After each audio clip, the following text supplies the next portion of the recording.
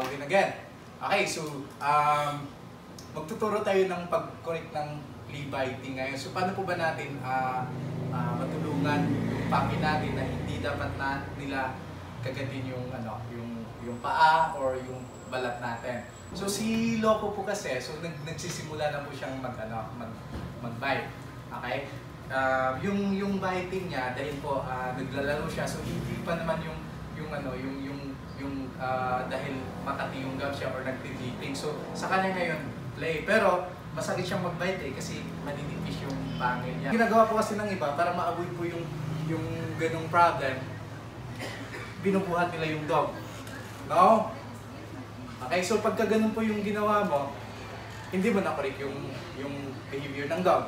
Okay? Ang yung tamang way po para ma-correct natin yung behavior ng dog na ganito, yung puppy biting na tinatawag natin or flea biting. So, gamitan po natin siya ng touch kasi hindi po magagawang maiintindihan po ng dog kung puro ka lang no or yung kanina na binubuhat mo yung dog.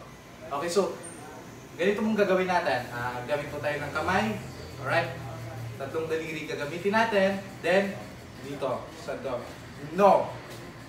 Okay, tuwing nagbabite po yung puppy nyo, no, dito. So, may level din po yun. Kung yung level mo nung pag ganito mo sa dog, hindi siya nakikinig, tuloy pa rin siya sa biting, medyo lakasan mo ng konti. Alright? Depende kung saan po nakikinig yung puppy mo. Okay? So, ulitin ko. Alright, okay. Right? Okay. So, ganito po guys. Ito yung kamay ko.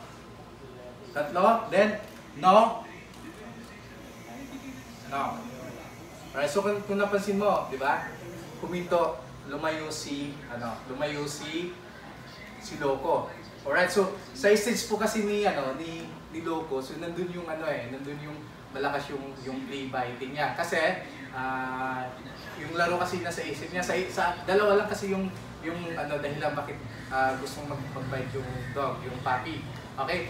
Nagtipiting po yung puppy o kaya nakikipaglaro. Alright, so ginagamit po yung pangil nila. Okay, so yun. O kaya yung tinatawag nating kurot.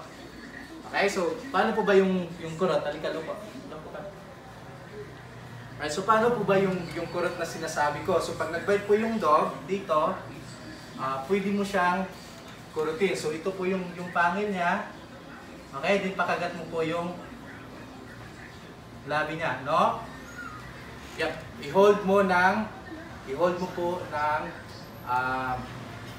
mga 1 to 2 seconds na may kasamang iyak ng konti. Pag nag-bite yung dog, so gagawin mo, may command kang no, tapos ganon.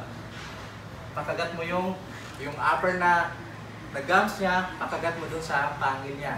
Right, kahit yung hindi sa kabilaan ng pangil, kahit yung isang pangil lang dito sa either left or right. Alright, so ganun ang gagawin mo guys para may stop yung biting or pag-flea bite ng dog. Alright, so yun, sana natuto po kayo or may natutunan kayo.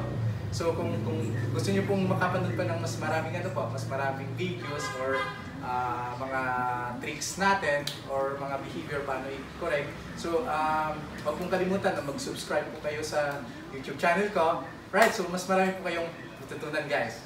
Thank you po. Bye-bye.